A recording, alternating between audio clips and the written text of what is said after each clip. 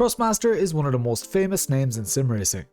They have a large ecosystem of steering wheels, pedals, shifters and handbrakes. They just love a good collaboration with big brands, and brands in motor racing don't come much bigger than Ferrari.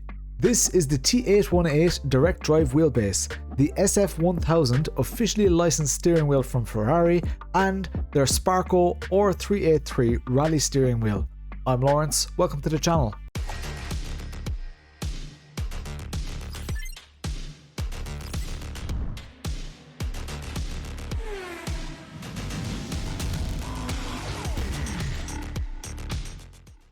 Introduction.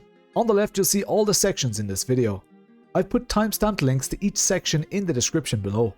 While you're down there, please hit the thumbs up button to help YouTube suggest this video to others like you. 70% of the people who watch my videos are not subscribed. Please consider subscribing and hit the notification bell if you want to be notified about upcoming reviews. In recent years, it has been tough for Thrustmaster to maintain their status in sim racing. Where once upon a time Thrustmaster would have been seen as a middle ground between Logitech and Fanatec, we now live in a far more competitive world, with several Asian brands offering direct drive wheelbases for less than the price of a Thrustmaster T300. Thrustmaster have been slow to react. It feels like the T818 was promised and teased for so long. The base features a 10 Nm motor, which is in or around the sweet spot where people feel they may never need more power. This version wears the Ferrari badge proudly, although it is identical to the base model from a technical point of view. Part of the reason that this review has taken quite some time is because they've been teasing console compatibility as well as other functionality and support. However, I'm sad to report that this is just not the case. The T818 is PC only. For this review, I had the pleasure of using the existing Sparco R383 rally steering wheel as well as the SF1000 formula wheel. My time with the product was pleasant, although not without its challenges. I'll go into more detail on that in later sections. All of the products in this review were sent to me free of charge for the purposes of this review, and nobody other than me has had any say in the content of this video. First impressions. There's something special about Ferrari. Knowing that this product is officially backed by them sets the expectations quite high. It's well packaged, and unboxing it was quite nice. However, the hardware feels middle of the road for me, but that's not necessarily a bad thing either. The finish on these products is good. Not amazing, but good. There's a serious weight in the wheelbase, which is to be expected, but may not be ideal for desk mounting or rigs with flex. The steering wheels are lovely and light. Just like many of the Fanatec offerings, there's a real effort being made to keep costs down, but also to use lighter and less material. Although this can feel like a disadvantage, it's actually a huge advantage when it comes to the quality of force feedback, especially with lower powered wheelbases. Again, I'll cover that in more detail later. Price.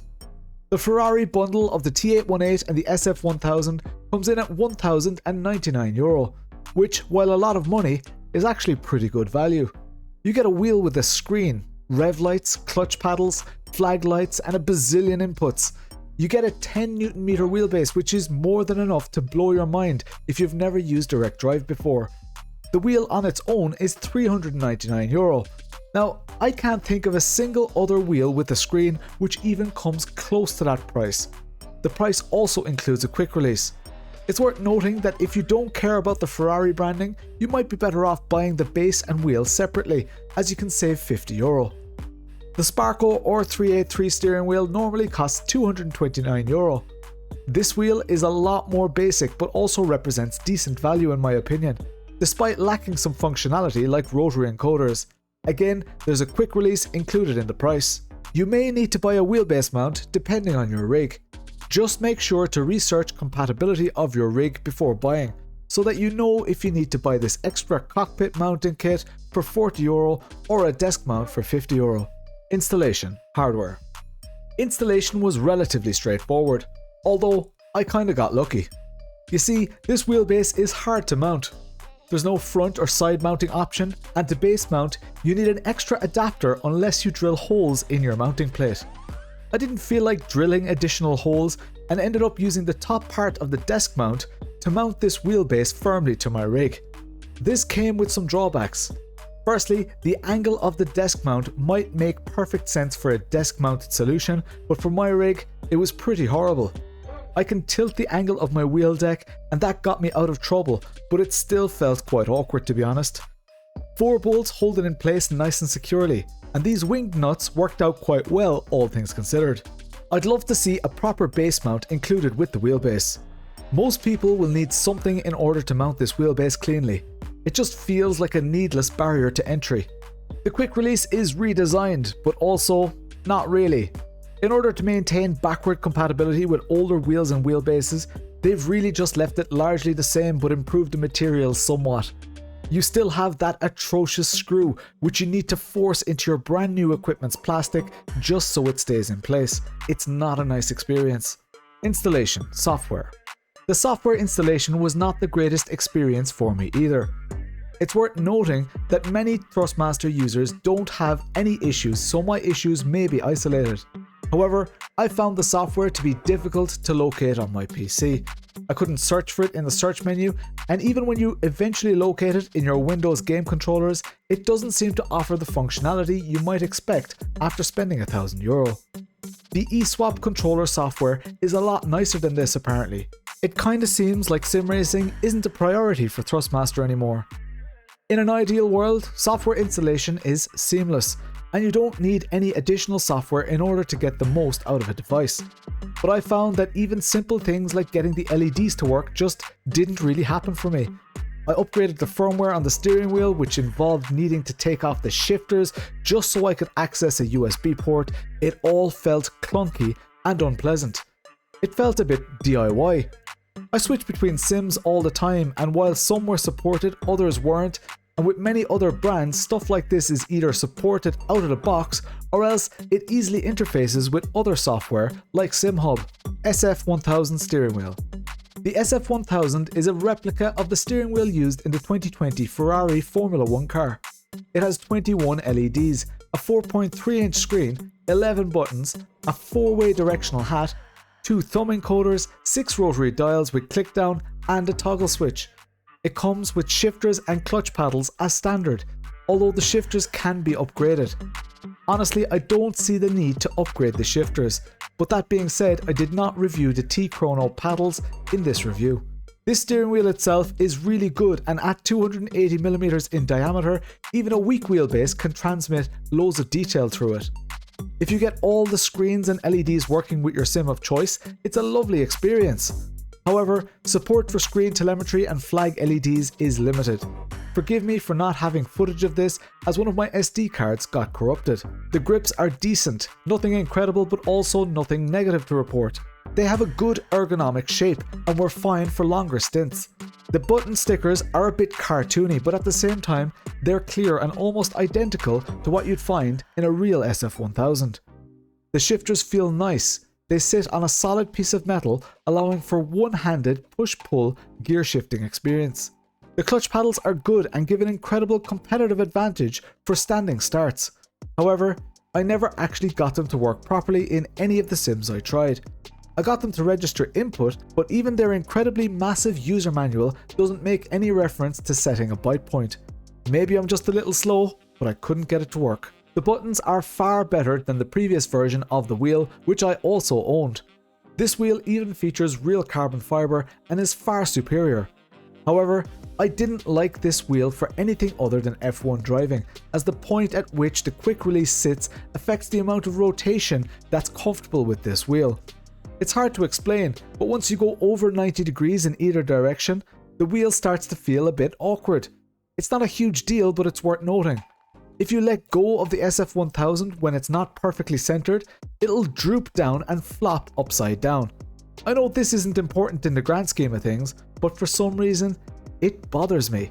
All in all, if you're interested in this wheel, research the sims you use and what, if anything, is supported. It's the only real pitfall with this wheel. If this was a basic SimHub supported screen and LEDs, or even if Thrustmaster just had some decent standalone software, this would be a no-brainer, but as it stands, it's a bit of a gamble. On console, it should be much more plug and play, but on PC, it's a bit of a mess. So maybe it's just one of the things holding them back from console compatibility. R383 Sparco Rally Wheel. This review also features the 330mm Sparco Rally Wheel add-on, also known as the R383 mod. While Thrustmaster still calls their wheels add-ons or mods, I find this terminology to be somewhat confusing and a bit redundant.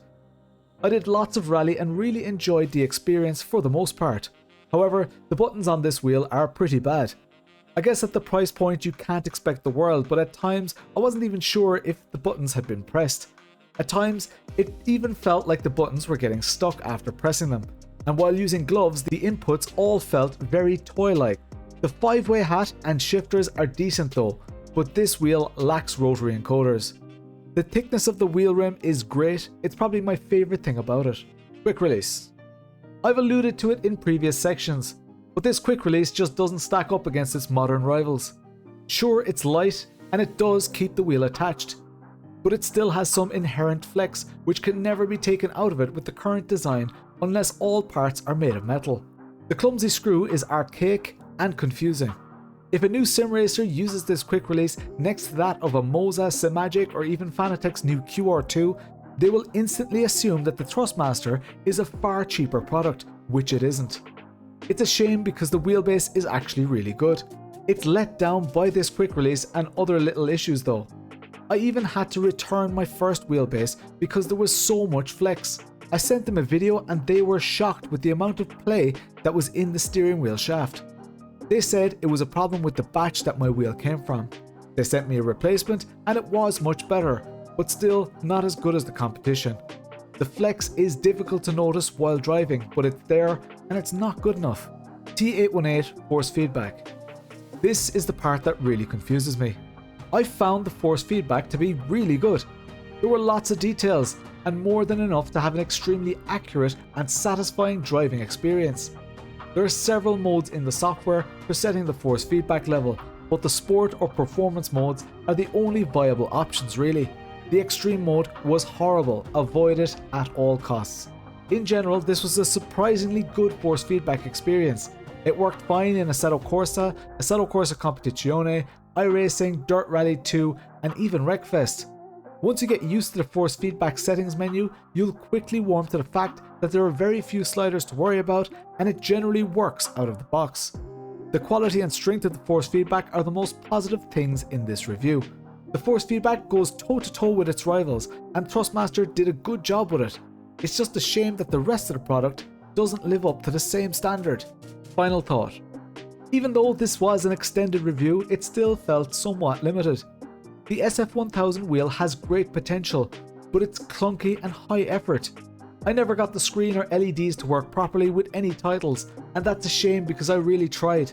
The R383 is a decent wheel, but it's not amazing. The T818 is a good wheelbase, but it's let down by the quick release, lack of mounting options, quality of steering wheel rims, and that dreadful software. I feel that maybe Thrustmaster has been concentrating on Logitech's Pro a little bit too much, maybe losing sight of the fact that Logitech is also drowning in the modern world of sim racing. Thrustmaster does have lots more wheels and stuff, but due to the fact that the T818 still isn't compatible with consoles, it's hard to recommend it over Fanatec offerings which have more mounting options, better quick release, better software, better compatibility, and a better ecosystem. The only thing that the T818 has over the CSL-DD is some extra power and the Ferrari branding, and that's not enough for me. I haven't reviewed the new Fanatec Club Sport DD, but I would be surprised if it's not better than the T818. While the base is not console compatible, the steering wheels are, provided they are used with an older Thrustmaster wheelbase which is console compatible. And that's tough for me to say. You see, a few years ago, before I had this channel, I chose the Thrustmaster TSPC Racer over the Fanatec Club Sport V2.5 wheelbase. I love the Thrustmaster open wheel rim and the pricing of the whole package made it a no-brainer. I did consider myself a bit of a Thrustmaster fanboy in the past, so this review is a bit of a sad one for me. Nowadays, I feel that Thrustmaster is no longer the pioneer that it once was. I feel that it's an old business model stuck in its ways and unwilling to evolve or grow to maintain its market position. Their software looks like Windows XP, their website looks dated. This product is a day late and $1 short. Somewhat similar to Logitech, I fear that our once loved behemoths of sim racing are being left behind by the likes of Fanatec, Simagic, Moza, Asetec, Simicube and others. Even VNM, SimLab and Track Racer are getting in on the direct drive action these days. If you're already in the Thrustmaster ecosystem and have a bunch of wheels and stuff, then this is a great upgrade. But if you're new to the brand or looking to use the wheelbase with a console, I'd recommend looking elsewhere. For someone who's never experienced the competition, this is still a very good purchase and will give endless amounts of fun. These are not bad products, and I hope that this review doesn't imply that they are. They're just not as good as the competition, and that's a shame. I stream every Tuesday and Thursday at 9 PM UK and Irish time. Thanks again to Thrustmaster for making this review possible, and to you for taking the time to watch, hit the thumbs up or comment with your experiences or opinions. I'm Lawrence, I'll chat to you later.